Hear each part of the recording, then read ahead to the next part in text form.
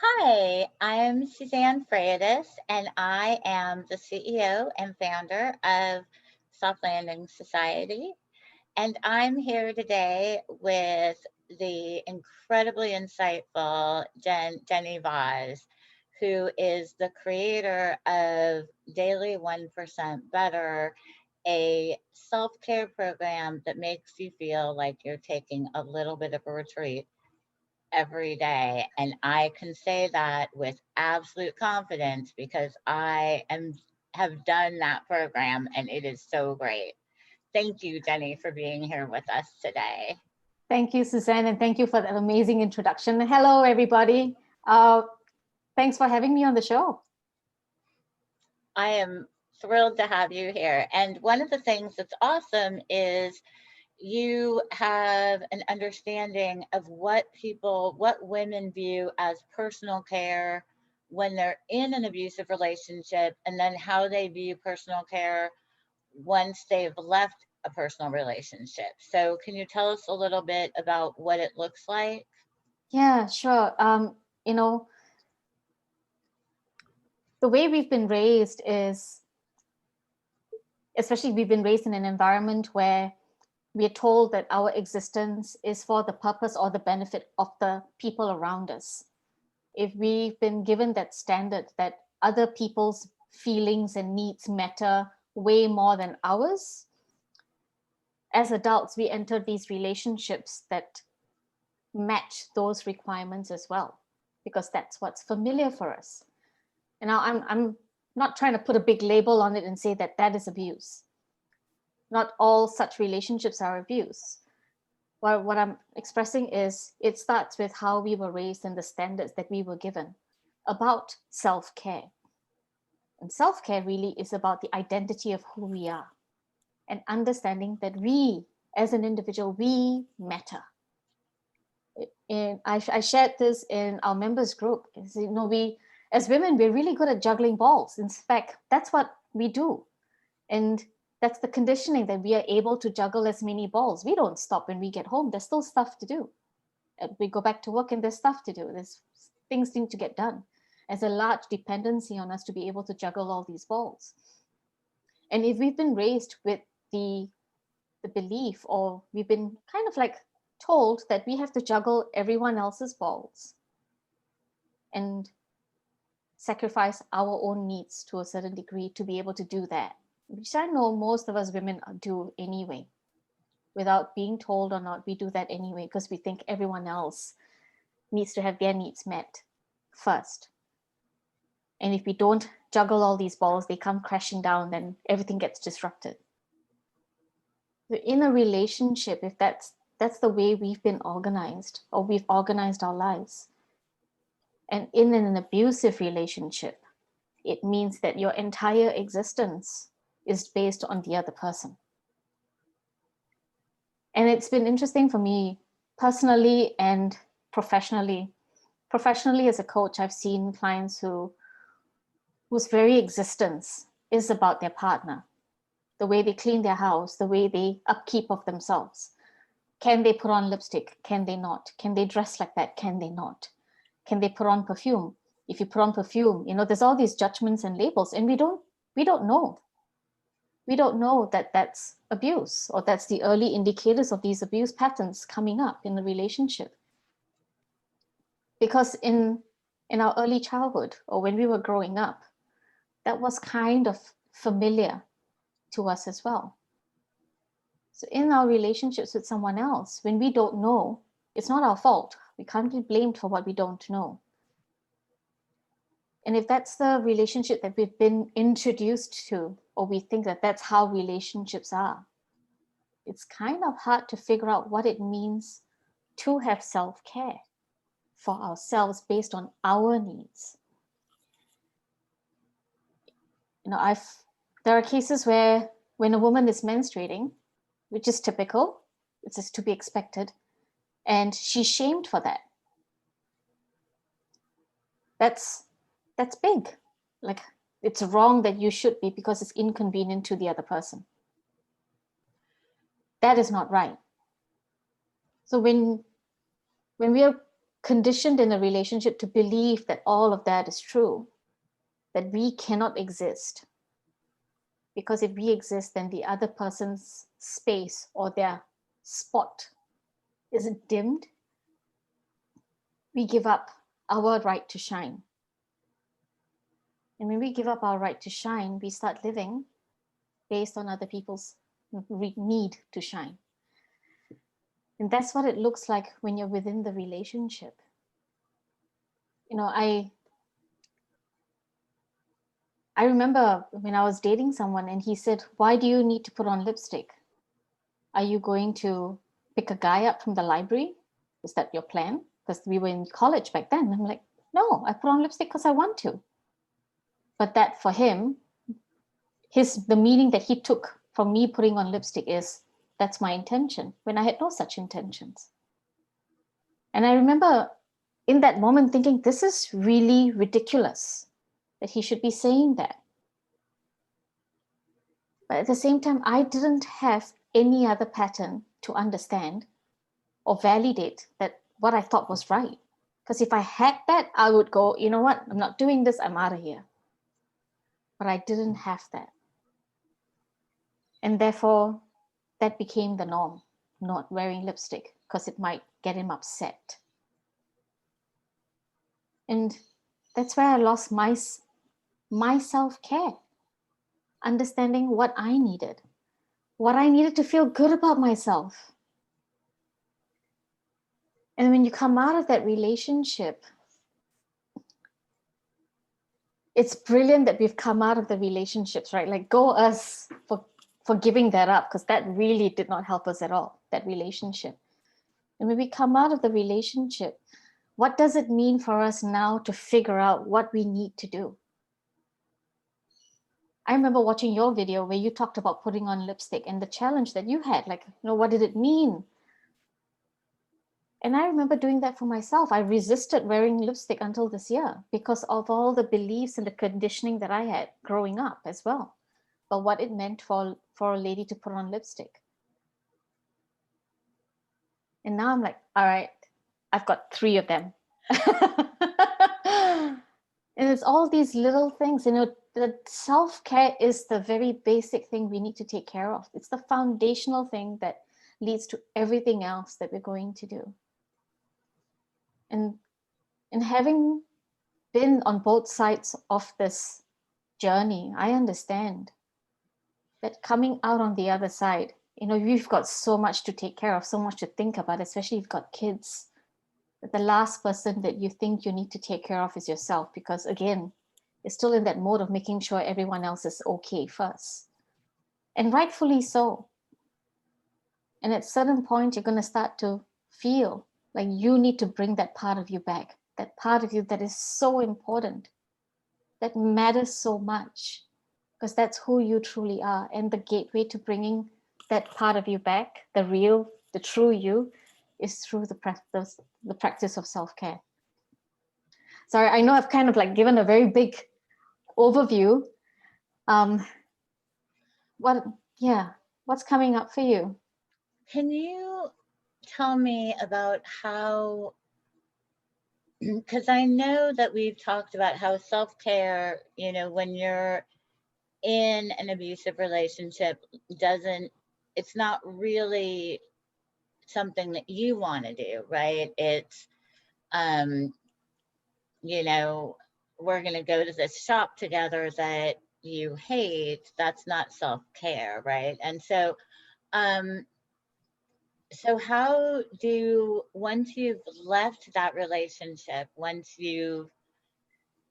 but after you've learned all these lessons on self-care that are the opposite, right, of what you actually want, because the other day you were saying to me that self-care is so much is choosing actually things that make you feel good about yourself.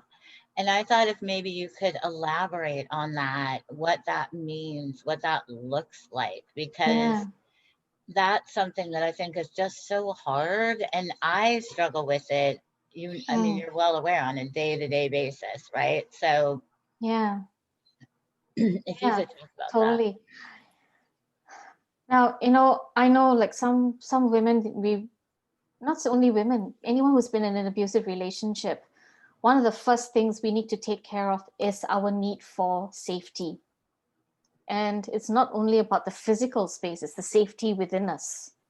When we come out of a relationship, it's that part of us is still not, doesn't bed down quickly because it's on hypervigilance, it's on hyper alert in case the threat comes up. And once you've taken yourself to a situation where the threat is not as intense as it was before, you've taken care of the threat, that hypervigilance is still activated.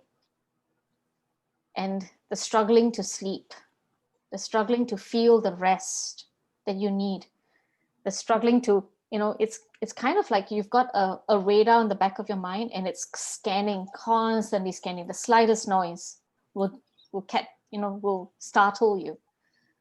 It's terrifying to be in that constant state of hypervigilance, and it's draining, physically and emotionally draining. And one of the mantras that I teach, that I share in the group as well, is telling your body that I am safe in my body. And constantly, this feeling of touching your hands and saying, I am inside, I am present in my body, and I am safe in my body. And being able to give yourself that, I say the mantra three times in the morning and 3 times at night. And say that for 30 days at least, continuously.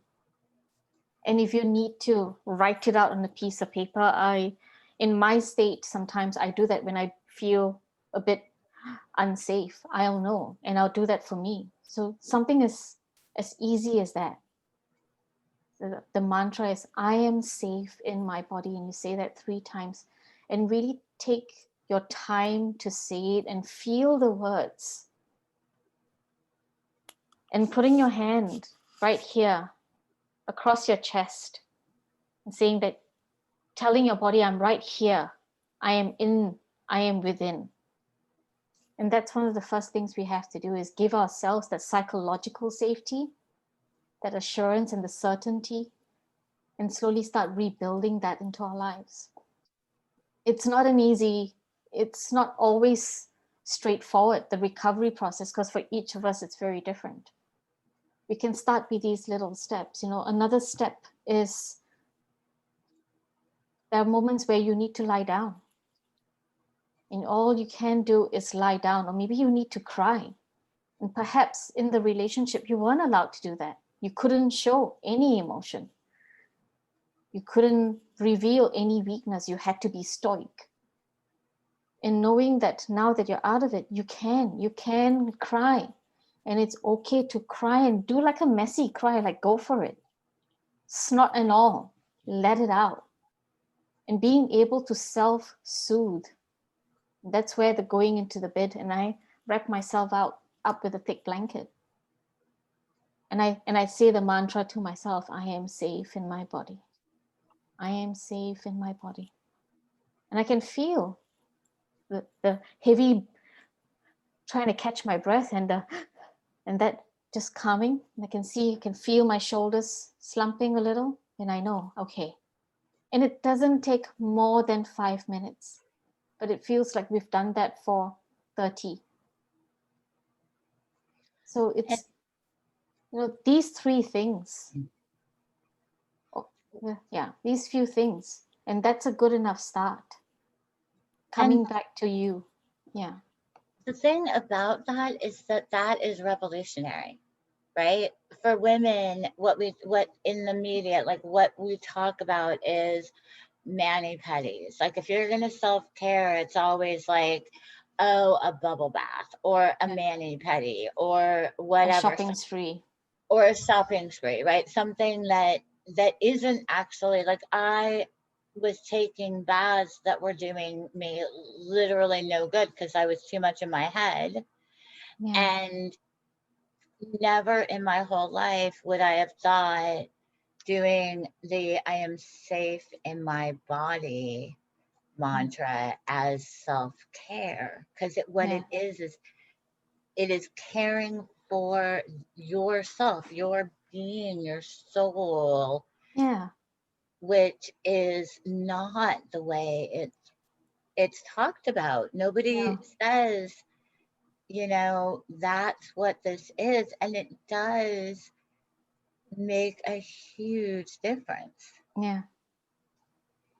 When I learned this mantra, it was me having done the healing from my trauma, but still feeling in my body like I wasn't attached to it. Like Mhm.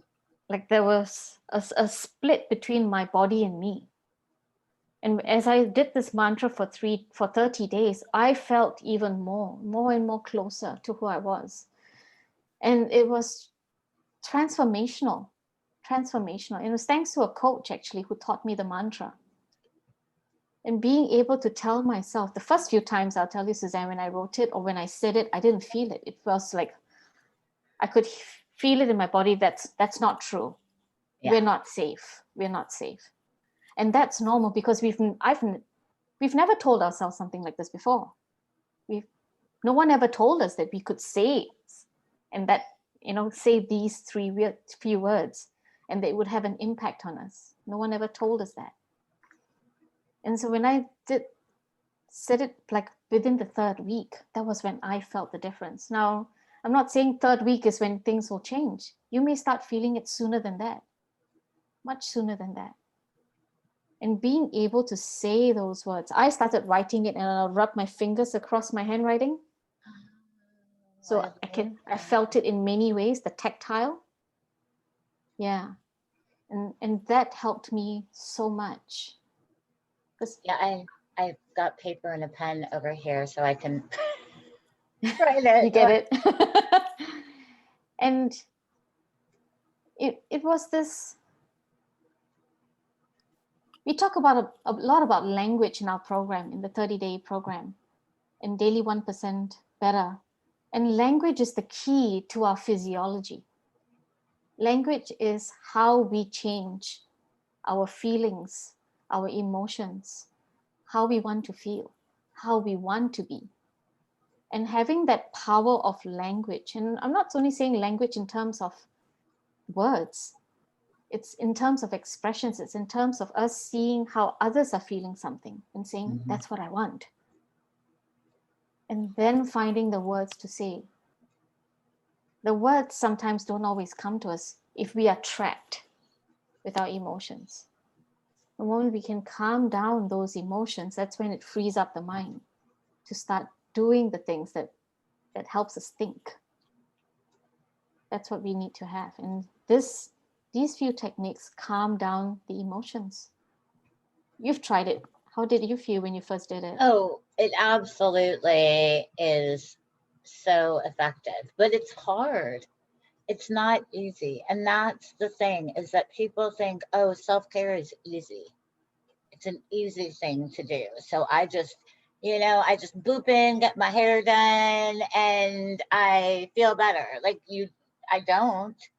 Oh, Sometimes I feel worse. So, right? I mean, yeah, it's stressful. It's not thinking about self-care as something that's hard, something that's something you have to work at, because what you're doing is I'm caring for my soul, yeah, poor little soul that's been through so much, right? And it needs to know that it's safe. It needs to know, but that is, you know, just a challenge. And so, yes, like you were saying, 3 weeks, 4 weeks, sometimes sooner, but sometimes later, like depending on what you've been through, what you've experienced, it can take a really long time yeah, for you to be like, do I believe that yet? And then you're like, oh, yeah, I am safe in my body, and then you move on, because we have souls, we have or this inner being, or however you want to say it, that have had so much damage and that need self-care, is really caring for that precious being inside of us, yeah. right? the core of you, the very core of you that matters. It's the core of us that supports the other parts of us, the parts that want to dance, the parts that want to laugh, that want to connect. Yeah. And if we get back to that core and we're able to meet to its needs, you'll find that you're able to do a lot more. I know that when I've taken care of my self-care, I feel like my cup is full. Yes. That's what I feel. My cup is full, and therefore I can do more in my life and in the lives of others. But when my cup is drained, or when the bottom is leaky, or it's never full, it never gets to full. And building this self-care, it's like a muscle. It's a muscle. It starts with first steps a few times, and then you build in another layer of self-care. There are days when I will go walking and I'll walk for 3 hours because that's what I needed. That's my self-care routine. And I know that after I've done that long walk, I'm like, oh, okay, this is good. I can get on with it now. Yeah. And these are the little building blocks. And the curious thing is, most of us pay attention to self-love, and we think we have enough self-love. And I question that, because if you don't have enough self-care, I know how your self-love is showing up. It gives me a clear indicator. And I know that most of us, we were taught the basics of care, which is brush your teeth, have your baths, right? Dress up real nice, smell real nice, and like these basic elements, exercise, eat right, and you're pretty good. Manage your finances, that's self-care. But the way we speak to ourselves is not something that is taught to anybody. How, the tough love talk. I got very conscious the other day because I realized I'm not speaking to myself in that language anymore. The whole, I got to kick my own ass. And that's actually language that I picked up from my childhood. Now, I don't need to speak to myself like that anymore, because I have self-care and I matter more now. I can motivate myself through love. That's what I do. And getting to this state it's a plant. You have to keep nourishing it. You have to keep nourishing it. Sorry, go ahead. No, I was just going to say, what a great phrase. I motivate myself through love, and that is huge, right? To think of ourselves that way, to think of ourselves as precious and valuable. And absolutely. that is definitely something that I think, I'm working towards, right? That's something that is a goal, but it's, you're right. It's like I getting back into exercise, getting yourself, you've got to get yourself healed in so many ways when you've been abused. Yeah. Because that just takes so much away. Oh, it does. Yeah. I do appreciate that when we come out of a relationship like that, some of us don't know what our self-worth is. We question our sense of worth. We've lost perhaps our confidence, or perhaps we come out swinging and we're like, we're going to smash everything in sight, or we have a resourceful way of managing the anger and that's come out of that relationship. The process that we do this is important for our soul. To be able to have and experience self-care is the pathway to building connections. It starts with building the connection with yourself. When you have the connection with yourself, I know that, and I've seen that in my life. I've seen that in so many people's lives. The reason they're so well connected within has been how well they've taken care of themselves. And they've not waited for a life event or doctor's report to tell them that they needed to change their lives. And when your whole identity has been conditioned in the relationship, coming out of that, take the baby steps. Take the baby steps. If walking on grass is what soothes you, I know I did that for a long time, or walk in the rain and it soothed me. Do what helps you. Soothe. Soothing is a great technique we have for children, for babies when they're upset. Why don't we soothe ourselves?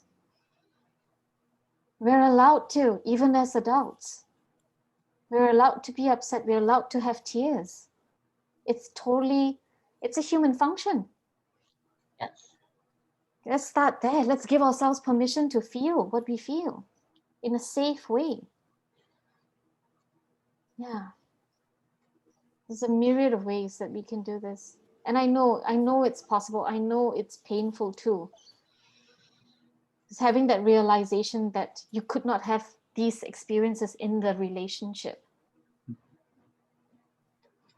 And what I want to tell to our listeners is know that that's why you left. That's why you left in the first place, because you could not self-care. Oh, no. No. There are two people in that relationship that needed to practice self-care. Not only one person who needed their needs met. No. Two. Yeah. Yeah, you have thank you so much. You have such a really great take on self-care and how to look at it, how to look at ourselves, how to think about our own value. Yeah. And, you know, I will attest, it is not an easy, you do not like boop boop through this program and that's how you know it's good, right? That's why I know it's good, is because it's not, when I set out when I started yoga, I couldn't stand up without falling over, right? Like Yeah. I was so ungrounded.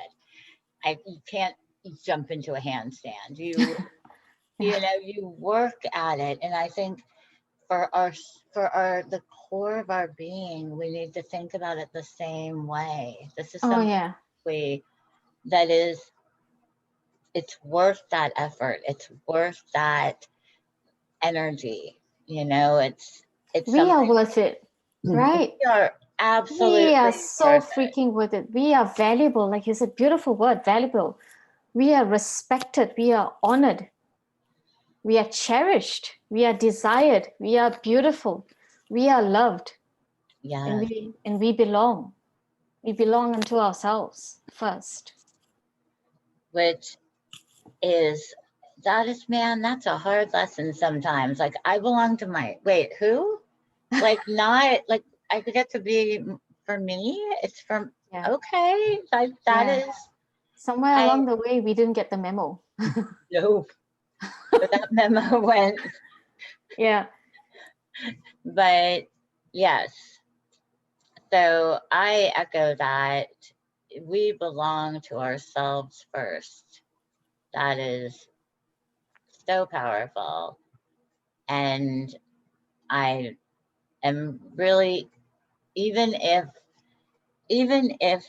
those watching just start there, even if you've never been abused, if Yeah. as Jenny was saying, right? Like even if you just are just loving yourself and healing yourself from just walking through the day, sometimes, letting you know that you are safe in your body.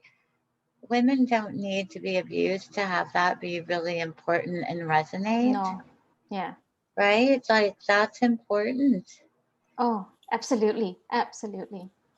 Yeah. And I feel like, wow, what a world if we're all taking care of not just the outer self care part, but that deep In a inner self care part, Absolutely. which, Yeah.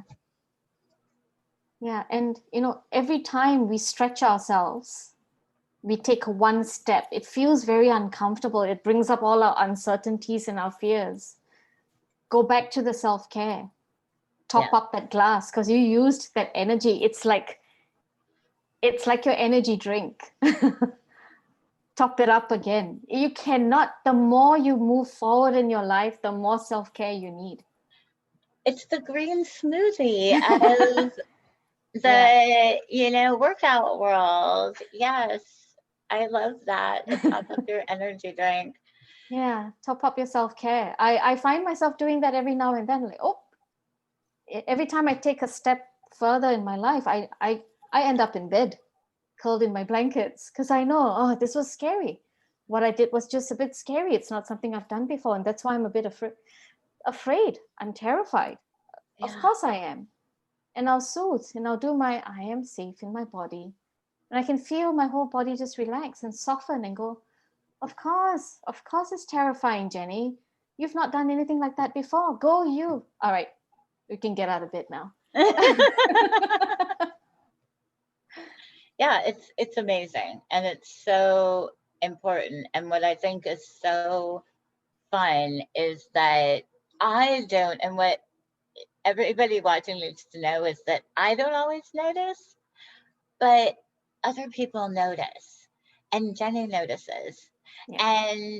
and she'll be like, "Girl, you could not do that 3 weeks ago, and look at you doing." You're like, "Oh, it's easy," and Yeah. so if you're wondering, like, is this even a thing that's working? Talk to people around you. Notice how you're functioning in your life. Think about how it is you feel every day, or what it is that you're able to get back to again that you weren't Mm. able to do. Because I'm taking care of my soul, I'm now able to go back to exercising my body, right? Which I haven't done. And this week I got to start. So it's one of those things that is just, it's such a different way of looking at things. It's so important. And I really want everyone, I want you to talk to these people, to everybody, so that they know that it, they're worth it, and it's important. Oh, And oh yeah. You're worth this program. I can tell you that much because you're worth all the love in the world. right? And if you're Yeah. listening to this, I'm gonna bet my dollar, bet $1,000 that you're definitely worth all the love in the world. And if you're listening, I want you to know that this is the space where you receive love from yourself, and that allows you to receive love from others. And how beautiful is that? And that's a big one. I know for some of us who've been through trauma and abuse, it's a big one to receive love again. Oof. Yeah, Yeah, it's it's a hard. challenge. It is. And this will, starting with self love, the self care really is the little steps back to you. And the more you top it up and you start sealing that hole in the cup, that's what Yes. happens. When you do self care, you seal all the holes one by one, sometimes a few at a time.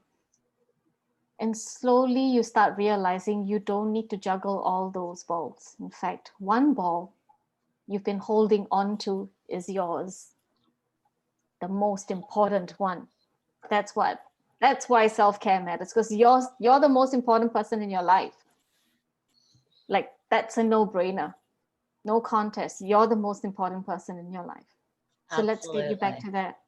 Let's make you the priority in your life. It's time, don't you think? Oh, absolutely.